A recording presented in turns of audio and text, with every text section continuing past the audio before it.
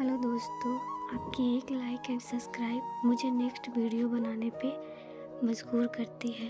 अनन्या नाम की एक गरीब लड़की थी। उसके माता पिता कपड़े की दुकान पे काम किया करते थे और उनकी माँ दूसरों के घर में चौका बर्तन किया करती थी। अनन्या अपने माँ बाप की इकलौती बेटी थी। उसके माँ बाप ने उसे बड़े लाड प्यार से उसे पाला था।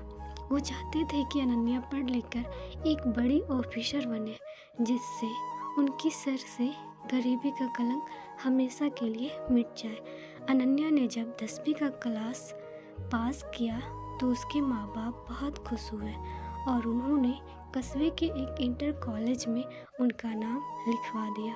इंटर कॉलेज उसके घर से थोड़ी दूरी पे था, इसीलिए उनके माँ बाप ने किसी तरह पैसों का जुगाड़ करके उसे एक पुरानी साइकिल भी दिला दी, जिससे अनन्या को स्कूल जाने में कोई परेशानी ना हो। अनन्या जब स्कूल पर साइकिल पर बैठकर स्कूल जाती तो उसे लगता जैसे मानो वह ज़मीन पे नहीं आसमान में उड़ रही हो। यह उसका बहुत पुराना सपना था जो उनकी माँ बाप की वजह से आज पूरा हो गया था। इसीलिए वह हर रोज़ समय से स्कूल पहुंच जाती और मन लगाकर पढ़ाई करती। लेकिन एक दिन अनन्या की ज़िंदगी में एक नया मोड़ आया। दोपहर का समय था। स्कूल से छुट्टी होने पर उसने अपनी साइकिल ली और घर जाने के लिए चल पड़ी। अभी वह थोड़ी दूर ही पहुंची थी कि पीछे से आती एक बाइक उसके बगल से गुजरे। बाइक को जो लड़का चला रहा था वह उसका हम उम्र ही था। लड़के ने थोड़ा आगे जाकर अपनी बाइक रोक दी और अनन्या को रुकने का इशारा किया। अनन्या उस लड़के को अक्सर रास्ते में देखा करती थी। जब भी वह स्कूल जाती और आती तो वह लड़का सड़क के किनारे खड़ा होकर उसे निहारा करता था। शुरू में ये चीज़ें अनन्या को बिल्कुल पसंद नहीं आता, उसे बहुत गुस्सा आता, लेकिन धीरे धीरे वह उसे अच्छा लगने लगा था। इस तरह से रास्ते में रोके जाने से अनन्या घबरा सी गई थी। पहले उसका मन हुआ कि वह अपनी साइकिल आगे बढ़ा दे, लेकिन फिर ना जाने ऐसा क्या हुआ, उसने अपनी साइकिल में ब्रेक लगा दिया। वह लड़का अनन्या के पास आ गया और धीरे से बोला, मेरा नाम सुमित है। मैं रोज़ आपको स्कूल जाते हुए देखता हूँ।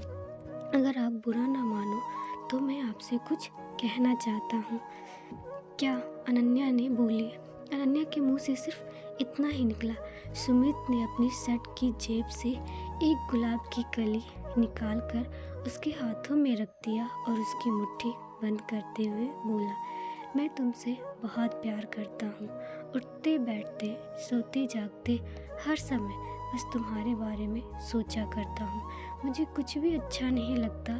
सुमित और भी बहुत कुछ कहना चाहता था, पर अनन्या ने उसके होठों पे हाथ रखकर उसे चुप करा दिया। तो आपको मेरा प्यार कबूल है? अनन्या की आंखों में आंखें डालकर पूछा।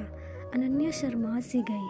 उसने चुपचाप हाँ में अपनी गर्दन हिलाई और साइकिल पर बैठकर तेज तेज पैडल चलाते हुए अपने घर की ओर चली गई। इस तरह अनन्या और सुमित में बातचीत शुरू हो गई। सुमित रोज उसके लिए कोई न कोई नया उपहार लाता और उसके लिए जीने मरने की कसमें खाता। उसकी बातें सुनकर अनन्या दीवानी सी हो जाती और सपनों की दुनिया में खो जाती। एक दिन सुमित ने अनन्या से कहीं घूमने जाने का आग्रह किया। पहले तो अनन्या मना कर दी, फिर कुछ देर सोचने के बाद वह तैयार हो गई। उस दिन अनन्या बहुत खुश थी। वह तय समय पर उस जगह पहुंच गई जहां पर सुमित ने उसे मिलने के लिए कहा था। सुमित ने अनन्या की साइकिल को एक दोस्त की दुकान पे खड़ी कर दी और अनन्या को बाइक पे बिठाकर चल पड़ा। सुमित अनन्या को लेकर नदी के पास पहुंचा। वहां पे उसने अपनी बाइक खड़ी कर दी और दोनों लोग घास पर बैठकर बातें करने लगे। सुमित ने अनन्या से एक दो बातें की, फिर वह उसके करीब आ गया और उसके चेहरे से खेलने लगा। धीरे धीरे अनन्या पर एक नशा सा छाता चला गया। शायद वह सुमित के मन की बातों को समझ नहीं पाई, इसीलिए उसने अपने आप को सुमित के हवाले कर दिया। दोनों लोग एक दूसरे के प्यार में खो गए और दो जिस्म एक जान हो गए। अभी वो दोनों लोग ठीक से नॉर्मल भी ना हो पाए थे कि तभी ना जाने कहाँ से वहाँ पे 3 लड़के आ गए। उन्हें देखकर अनन्या हक्का बक्का रह गई और जल्दी जल्दी अपने कपड़े सही करने लगी। यह देखकर एक लड़के ने उसका हाथ पकड़ लिया और अपने पास घसीटता हुआ बोला, इतनी भी क्या जल्दी है जाने मन, हम भी तो तुम्हारे दीवाने हैं, थोड़ा हमारा भी मनोरंजन कर दे। अनन्या की कातिल दृष्टि से सुमित की ओर देखा, पर वह अनन्या की मदद करने के बजाय हंस रहा था। यह देखकर अनन्या का हृदय फट सा गया। वह सब कुछ सुमित की एक सोची समझी चाल थी। अनन्या आगे कुछ सोच ही नहीं पाई, क्योंकि वो तीनों लड़के उसके ऊपर भूखे भेड़ियों की तरह टूट पड़े थे। अनन्या मदद के लिए चिल्लाती रही और उसे नोचते घसीटते रहे। कुछ ही पलों में अनन्या की सहन शक्ति ने जवाब दे दिया। वह बेहोश हो गई। लगभग 1 घंटे के बाद अनन्या को होश आया। वो तीनों लड़के और सुमित वहाँ से जा चुके थे। दर्द की वजह से उसके शरीर के प्रत्येक नसें फट रहे थे। उनकी आंखों के आगे अंधेरा छाया हुआ था। उसके सारे सपने मिट चुके थे। उसे अपना जीवन समाप्त होता हुआ नजर आ रहा था। अनन्या सोचती रहेगी, क्यों मैंने सुमित की बातों पे विश्वास किया, क्यों मैं इसके साथ रास्ते से इतनी दूर यहाँ पे आई। अब मैं क्या मुंह लेकर अपने घर जाऊंगी, अपने माँ बाप को क्या बताऊंगी। मेरा ये हाल देखकर वो तो जीते जी मर जाएंगे। अनन्या के शरीर में बिल्कुल भी शक्ति नहीं बची थी। वह किसी तरह घिसटती हुई नदी के किनारे पहुंची। नदी का पानी कलकल करता हुआ तेजी से बह रहा था।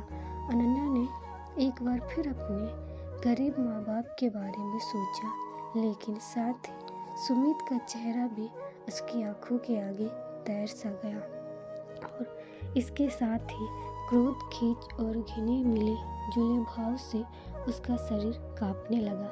अनन्या ने अपने दांतों को किड़किड़ाते हुए अपने शरीर की बची कुची ताकत इकट्ठा की और धीरे धीरे खड़ी हो गई। उसने अपनी आंखें बंद कर ली और हाथों को जोड़कर मन ही मन अपने माता पिता से माफ़ी मांगने लगी और फिर नदी में छलांग लगा दी। अगले ही पल अनन्या नदी में डूबने उतरने लगी, लेकिन अब न तो वह किसी को अपनी जान के लिए बचाने के लिए पुकारती और ना ही बचने के लिए संघर्ष करती रही। उसका मन अब भी अपने बेवफा प्रेमी के बारे में सोच रहा था।